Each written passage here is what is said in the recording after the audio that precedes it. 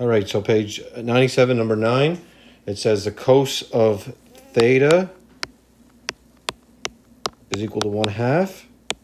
So you got to remember your special triangle. So I'm going to draw that in. Your special triangle right here.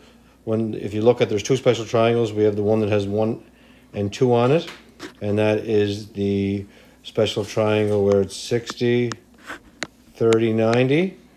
And this side is 1, the hypotenuse is 2, and the side opposite of 60 is square root 3. So that's one of your special triangles. All right, so theta is going to equal, remember, adjacent over hypotenuse. So with respect to 60, 1 is your adjacent side, 2 is your hypotenuse. So that tells us that theta is going to equal 60 degrees. All right. So if say theta is equal to 60 degrees, remember this is the reference angle. So you'll notice it says between 0 and 360 degrees. So this is where we use the cast rule. So remember the cast rule is all students take calculus. Remember, cosine is plus in all sign, cos and tan are positive in quadrant 1, right? So remember our quadrants.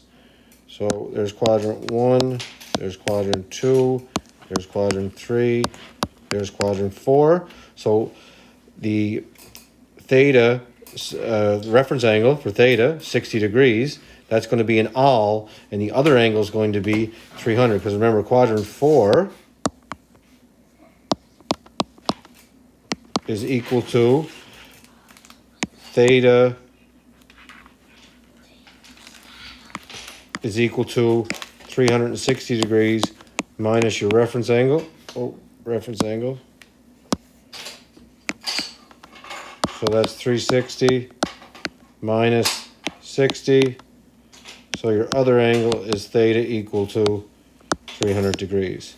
So your final answer is going to be theta. So quadrant 1, theta is equal to 60 degrees, and in quadrant 4, theta is equal to 300 degrees. And I usually just show theta 1, like quadrant 1 and 4. All right, so I hope that helps. Let me know if it works. Thanks.